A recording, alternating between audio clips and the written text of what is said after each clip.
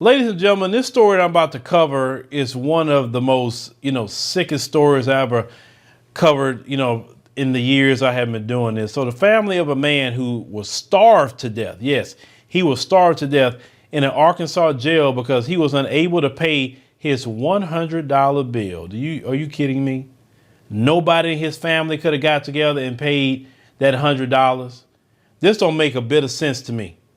Is that you would let a family member stay in jail behind $100. We waste $100 at restaurants. Come on now.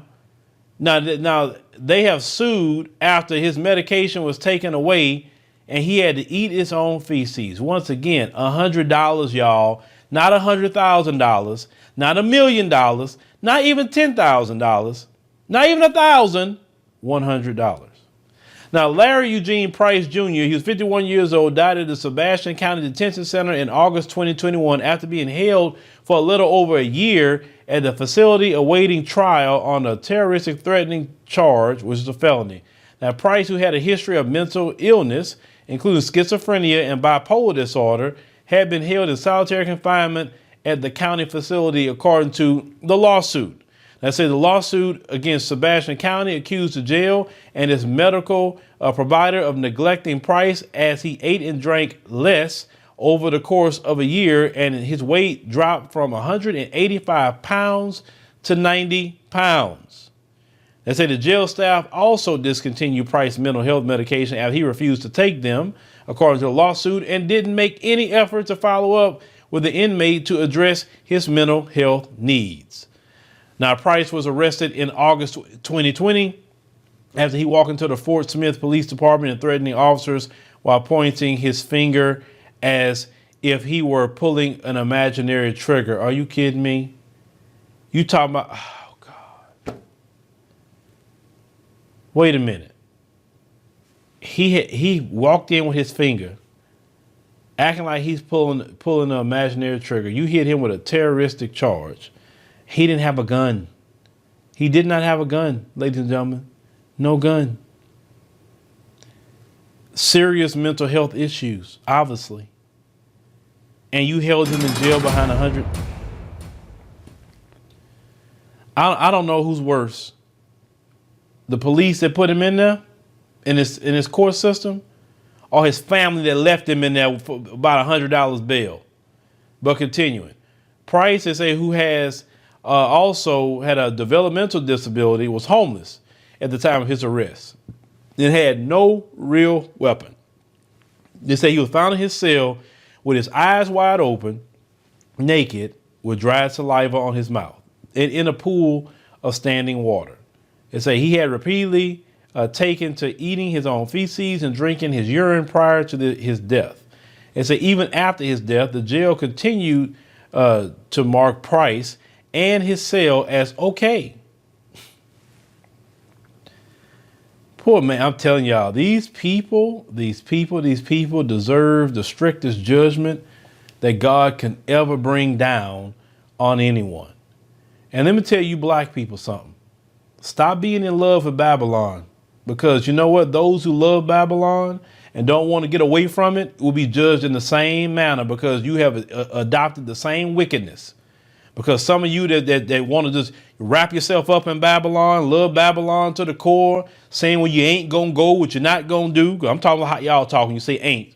Okay, that means you love Babylon. You're wrapping yourself in it. So when the judgments come down, I don't feel sorry for you either. Because there's a lot of black folks, I've seen them every day saying, man, this is not it. This is not it. This is not what we need to be doing. This is not how I want to raise my kids. I mean, that is evil, man. That man clearly had a mental health issue. Why didn't you go and have him, put him in a mental health facility just to see what was going on with him, instead of putting him in a freaking jail cell? And you know what he did wasn't so bad because the bail was so low. Ladies and gentlemen, if what he did was so bad, why would they give him $100 bill? If they know what he did was so bad. He was ignored to death. I mean, the staff knew that he was losing weight. They knew he was severely ill, that he couldn't take care of himself. They had a constitutional duty, let alone a moral duty, to not let him just suffer. They banked on him not paying. They banked on the family not doing anything because, like I said, we have a lot of sorry family in our community.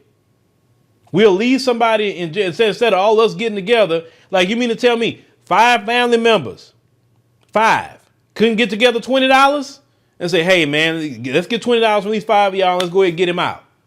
That's sorry, bro. That's sorry. I don't care what you say. That's sorry. That's wrong. He shouldn't even been in there like that.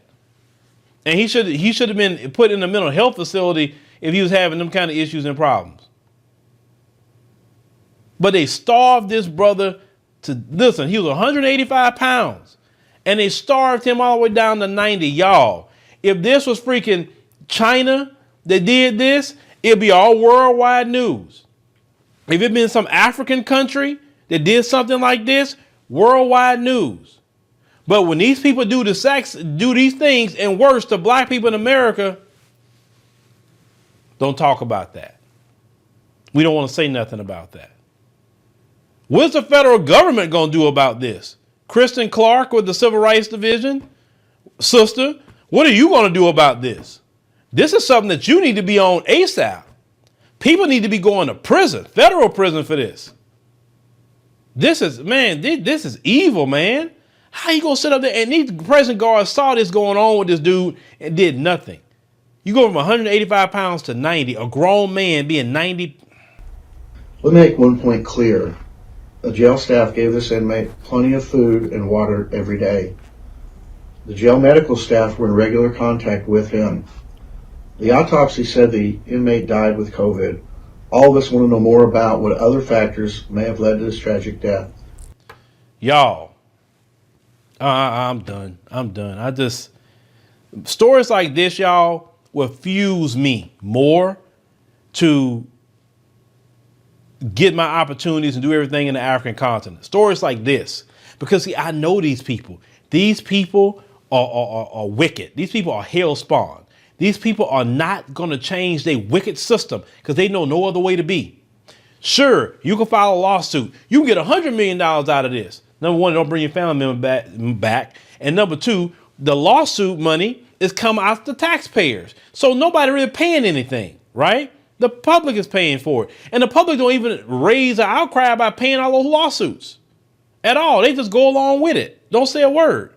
They act like, well, that's a cost of running white supremacy like that. And they'll pay a big lawsuit to this family and then they'll continue to do it. It's not like they'll pay a lawsuit and then a laws get put in where they can't do this anymore. No, they'll pay the lawsuit and continue to do it. I've seen it time and time again as I've been reporting news for these years. They pay a lawsuit.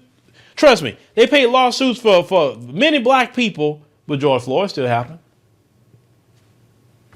Understand what I'm saying?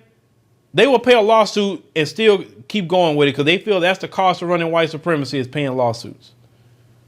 But let me know what y'all think about this story. Like I said, this story, ladies and gentlemen, is just one of the most sickest things I've ever seen in my freaking life.